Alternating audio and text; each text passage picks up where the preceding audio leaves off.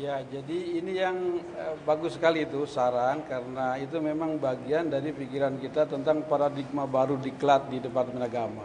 Ya. Salah satunya adalah memberdayakan MGMP, KKG, kelompok kerja madrasah, madrasah model, madrasah teladan. Ini kita berdayakan untuk kepentingan diklat. Nah, kepala-kepala balai diklat itu akan berkoordinasi dengan mereka dan sekarang ketua-ketua MGMP itu secara bergantian sudah diundang ke Jakarta untuk diklat fasilitator.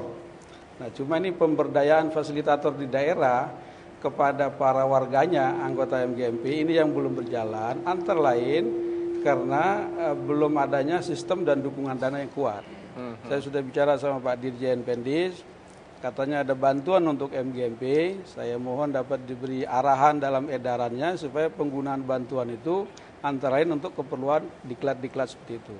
Jadi MGMP itu bukan alternatif, itu adalah salah satu yang bersifat komplementer untuk menunjang kemampuan mencapai semua sasaran tadi itu. Jadi artinya kan sebetulnya tujuan dari diklat jarak jauh ini berdampingan dengan apa yang selama ini sudah dijalankan di MGMP kan? Betul, berdampingan dengan diklat di tempat kerja, berdampingan dengan KKG MGMP, berdampingan dengan diklat tatap muka. Nah, jadi pertanyaan itu bagus sekali, kita memang mengarah ke sana. Mengenai yang kedua, WI Balai Diklat kurang tadi apa ketinggalan? Ini memang pertanyaan yang bagus. Sebetulnya kalau kita hitung sekarang, orang yang paling sering dipanggil diklat itu sekarang WI. Karena jumlahnya hanya 351 orang, itu bolak-balik saja dia ke Jakarta itu. Tapi karena ketertinggalan memang begitu jauh ya. Jadi kita masih banyak yang harus dikejar. Tapi itu memang perlu karena ini kan multi layers kan. Kita mengharapkan multiplying effects daripada program ini. Kalau WI-nya itu diharapkan sudah baik, ke bawahnya nanti insya Allah lebih baik. Tapi kita tidak hanya mengandalkan WI sekarang. Kita mengandalkan semua komponen supaya bekerja bersama, meningkatkan mutu. Dan meningkatkan mutu tidak harus dapat sertifikat dari Balai Diklat.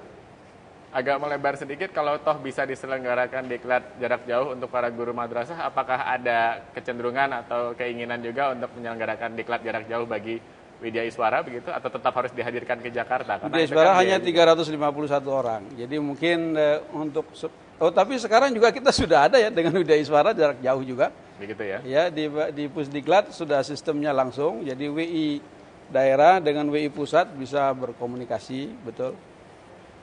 Jadi tidak saling menjadi alternatif, tapi saling secara komplementer, saling menunjang, kira-kira begitulah. Pak, saya mau bertanya soal kerjasama, Pak. Yang kita lihat, yang kita saksikan hari ini kan sebetulnya kerjasama antara pihak Departemen Agama dengan Departemen Pendidikan Nasional ya, Pak ya. Ini kan terkait dengan pemantapan dan peningkatan kompetensi dari sumber daya manusia di lingkungan Anda sendiri. Ada kerjasama dengan pihak-pihak lain tidak, Pak? Mungkin untuk memberi gambaran saja begitu. Sebetulnya kita melakukan kerjasama itu bukan hanya dengan pihak Departemen Pendidikan Nasional, tapi juga khusus yang berkaitan dengan IT gitu ya, Information Technology. Kita sudah menandatangani MOU dengan Menkominfo atau Depkominfo. Jadi bukan hanya dengan untuk melatih tenaga khususnya. Kalau ini di tingkat perguruan tinggi. Ya baik, maaf Pak, ada telepon masuk lagi, saya harus potong sebentar, nanti kita sambung lagi. Halo. Halo. Halo. Halo. Halo, Assalamualaikum. Halo ya, dengan siapa, di mana? Dari Terandes Muhammad Qasim MPD, Makassar. Pak Muhammad? Muhammad Qasim MPD di Makassar.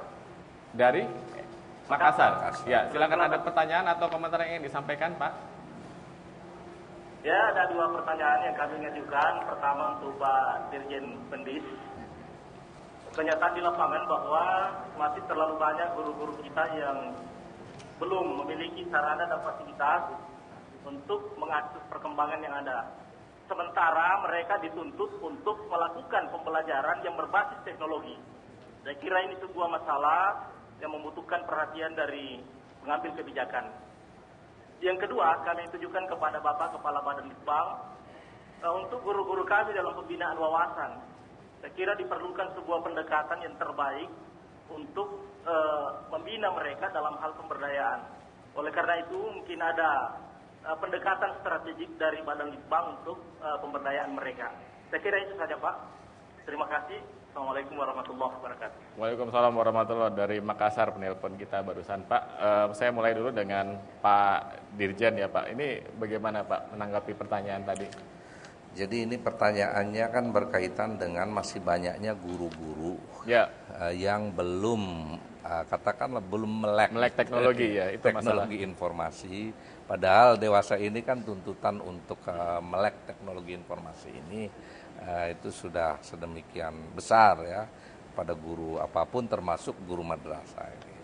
Itu betul sekali kita akui. Oleh karena itu salah satu program di Direktorat Jenderal Pendidikan Islam dalam memberikan bantuan termasuk bahkan khususnya di madrasah-madrasah swasta itu adalah bantuan laboratorium komputer itu misalnya itu. Nah, satu itu. Yang kedua kita juga ada semacam kerjasama dengan beberapa beberapa lembaga swasta, misalnya dengan CSR atau Corporate Social Responsibility di Telkom untuk pelatihan IT itu. Namanya Santri Indigo kan itu. Itu Santri Indigo. Jadi Santri Indigo ini adalah kerjasama antara Republika, kemudian pesantren dan ini CSR-nya Telkom untuk melatih para santri, para guru-guru yang ada di pesantren dalam pengenalan dan pemanfaatan teknologi informasi. Jadi di samping kita memberikan bantuan-bantuan dan penyediaan hardware, kalau di madrasah-madrasah negeri itu dia sudah langsung itu melalui dipaknya masing-masing ada program untuk pengadaan hardware komputer. Jadi kita bukan cuma memancarkan program dari Jakarta kemudian tanpa terlebih dahulu tahu, tanpa peduli di daerah ini sebetulnya sudah siap menampung atau belum sih ya. Baik, saya beralih ke Pak Ato. Tadi ada pertanyaan tentang pemberdayaan yang lebih strategis untuk sumber daya yang berada di daerah itu bagaimana Pak tanggapan Anda Pak? Tapi saya ingin nambahi dulu sama Pak Dirjen tadi. Jadi itu betul sekali. Ketika program ini mau dilontarkan itu sebetulnya kita minta Pak Dirjen bisa membantu setiap madrasah itu minimal ada satu komputer untuk digunakan guru-guru kan begitu kan. Nah jadi itu pembagian tugas. Kalau membeli komputer untuk madrasah itu bukan diklat, nggak punya duit